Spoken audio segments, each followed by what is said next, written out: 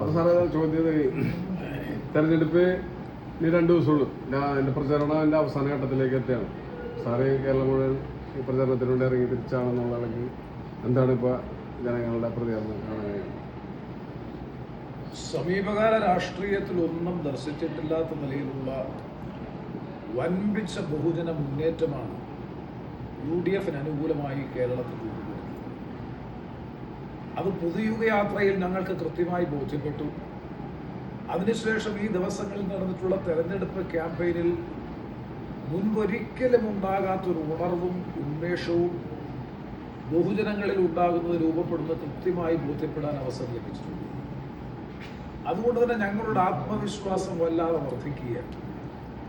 തെരഞ്ഞെടുപ്പ് പ്രചാര പ്രവർത്തനങ്ങൾക്ക് തുടക്കം കുറിക്കുന്നതിന് 1.5 വർഷം മുമ്പ് തന്നെ ഞങ്ങൾ പറഞ്ഞതാണ്, 2026 നിയമസഭാ തെരഞ്ഞെടുപ്പിൽ 100-ൽ കുറയാത്ത സീറ്റ് വാങ്ങി കേരളത്തിൽ UDF ഗവൺമെന്റ് അധികാരത്തിൽ വരുമെന്നുള്ള ഞങ്ങളുടെ പ്രഖ്യാപിതമായ ടാർഗറ്റ് മിക്കവാറും സാക്ഷാത്കരിക്കാൻ കഴിയും എന്നാണ് ഞങ്ങളുടെ വിശ്വാസം.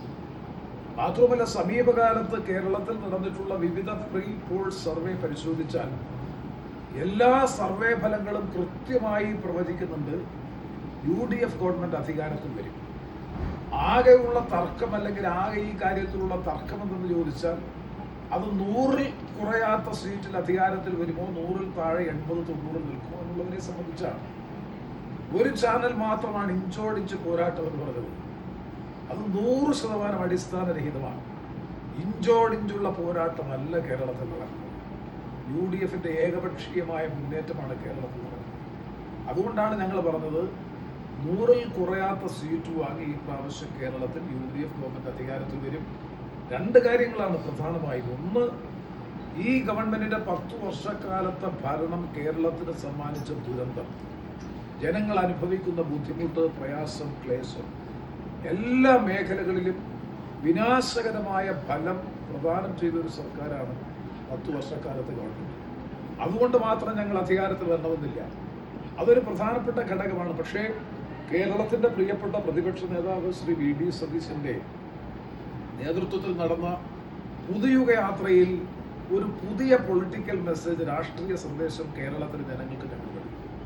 ഞങ്ങൾ അധികാരത്തിൽ വന്നാൽ ഈ തകർന്നടിഞ്ഞ കേരളത്തിന്റെ വിദ്യാഭ്യാസ രംഗം, പൊതുജനാരോഗ്യ മേഖല, വ്യാവസായിക രംഗം, തൊഴിൽ മേഖല, സമ്പദ് വ്യവസ്ഥ, സമസ്ത മേഖലയും എങ്ങനെ പുനരുജ്ജീവിപ്പിച്ച് ദ ബെസ്റ്റ് ഗവേണൻസ് അല്ലെങ്കിൽ ഗുഡ് ഗവേണൻസ് എങ്ങനെ പ്രൊവൈഡ് ചെയ്യും എന്നതിനെ സംബന്ധിച്ച് വ്യക്തമായ ഒരു ചിത്രം കേരളത്തിൽ അവതരിപ്പിച്ചുകൊണ്ടാണ് കാസർഗോഡ് മുതൽ തിരുവനന്തപുരം വരെ പുതുയുഗയാത്ര UDF സംഘടിപ്പിച്ചത്.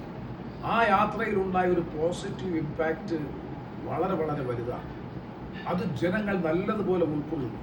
മാത്രമല്ല, പുതുയുഗയാത്രയുടെ അവസാനം പുത്തരിക്കണ്ടം മൈതാനിയിൽ ബഹുമാനപ്പെട്ട ശ്രീ രാഹുൽ ഗാന്ധി പ്രഖ്യാപിച്ച ഇന്ദിരാ ഗ്യാരണ്ടി, സ്ത്രീകൾക്ക് സൗജന്യ ബസ് യാത്ര, കോളേജിൽ പഠിക്കുന്ന പെൺകുട്ടികൾക്ക് 1000 രൂപയുടെ വിദ്യാഭ്യാസ ധനസഹായം, മിനിമം പെൻഷൻ 3000 രൂപ, 25 ലക്ഷം രൂപ വരെയുള്ള മുഴുവൻ ചികിത്സയും സർക്കാർ വഹിക്കുന്ന സമഗ്ര സൗജന്യ ആരോഗ്യ ഇൻഷുറൻസ് പദ്ധതി ശ്രീ ഉമ്മൻചാണ്ടിയുടെ പേരിൽ, 5 ലക്ഷം രൂപ വരെ പുതിയ സംരംഭങ്ങൾ ആരംഭിക്കുന്നതിന് പലിശരഹിത വായ്പ, അതും കഴിഞ്ഞതിന് ശേഷം 60 വയസ്സ് കഴിഞ്ഞ മുഴുവൻ വയോജനങ്ങളുടെയും സംരക്ഷണവും ക്ഷേമവും ഉറപ്പുവരുത്താൻ ഉതകുന്ന നിലയിൽ സർക്കാരിൽ ഒരു വയോജന ക്ഷേമ വകുപ്പ് രൂപീകരിക്കും എന്നതടക്കമുള്ള 5 സുപ്രധാനമായ ഇന്ദിരാ ഗ്യാരണ്ടി ഈ തെരഞ്ഞെടുപ്പിൽ വല്ലാതെ ക്ലിക്ക് ചെയ്തിട്ടുണ്ട്.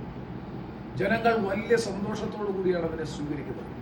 അതോടൊപ്പം അഭ്യസ്തവിദ്യരായിട്ടുള്ള യുവതീ യുവാക്കൾക്ക് ഞങ്ങൾ നൽകുന്ന വാഗ്ദാനമാണ്, UDF ഗവൺമെന്റ് കേരളത്തിൽ അധികാരത്തിൽ വന്നാൽ 1 വർഷത്തിനകം നിയമം മൂലം പിൻവാതിൽ നിയമനം നിരോധിക്കും. അതിനാവശ്യമായിട്ടുള്ള നിയമനിർമ്മാണത്തിന് അസംബ്ലിയിൽ നിയമം കൊണ്ടുവരും.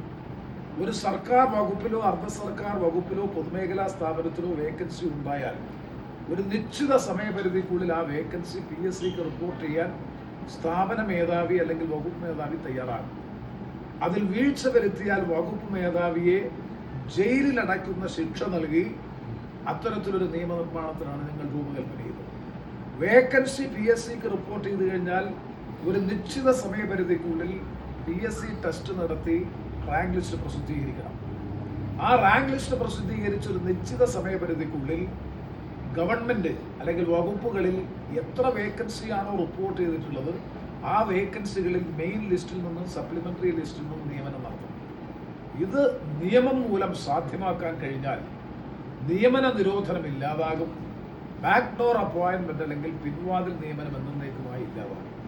അപ്പോൾ ഇങ്ങനെ ഭാവനാസമ്പന്നമായി വളർന്നു വരുന്ന പുതിയ തലമുറയ്ക്ക് ന്യൂ ജെൻ എന്ന് വിശേഷിപ്പിക്കുന്ന പുത്തൻ തലമുറയ്ക്ക് പ്രത്യാശയും പ്രതീക്ഷയും നൽകുന്ന വാഗ്ദാനങ്ങളും അതുപോലെ കേരളത്തിൻ്റെ സമ്പദ്ഘടനയുടെ പുനരുജ്ജീവനം ഉൾപ്പെടെ ആരോഗ്യ സംവിധാനത്തിൻ്റെ പുനഃസംഘടന ഉൾപ്പെടെ ഉന്നത വിദ്യാഭ്യാസ മേഖലയുടെ നിലവാര തകർച്ച പരിഹരിച്ച് അന്താരാഷ്ട്ര നിലവാരത്തിലുള്ള കോഴ്സുകൾ കേരളത്തിലെ സർവകലാശാലകളിൽ ആരംഭിക്കുന്നതടക്കമുള്ള വളരെ ഭാവനാസമ്പന്നവും ക്രിയാത്മകവുമായ പരിപാടികളാണ് ഞങ്ങളുടെ ഈ ക്യാമ്പയിനിൽ ഞങ്ങൾ മുന്നോട്ട് വെച്ചിട്ടുള്ളത്. അതാണ് ഞാൻ സൂചിപ്പിച്ചത്, പോസിറ്റീവ് പൊളിറ്റിക്കൽ ക്യാമ്പയിൻ പ്ലസ് 10 വർഷക്കാലത്തെ LDFിൻ്റെ ദുർഭരണം. ഇത് രണ്ടും വിലയിരുത്തിക്കൊണ്ട് ജനങ്ങൾ ഇപ്രാവശ്യം വോട്ട് ചെയ്യും.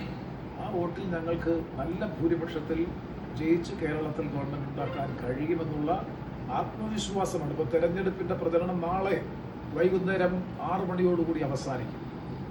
ഞങ്ങളുടെ കോൺഫിഡൻസ് വല്ലാതെ വർദ്ധിച്ചിട്ടുണ്ട്. മറുഭാഗത്ത് വല്ലാതെ അവരുടെ കോൺഫിഡൻസ് തകർത്തിട്ടുണ്ട്. അതുകൊണ്ടാണ് ഞങ്ങൾ ഇപ്പോഴും പ്രതീക്ഷിക്കുന്നു 100-ൽ കുറയാത്ത സീറ്റ് വാങ്ങി കേരളത്തിൽ UDF അധികാരത്തിൽ. ഈ തെരഞ്ഞെടുപ്പ്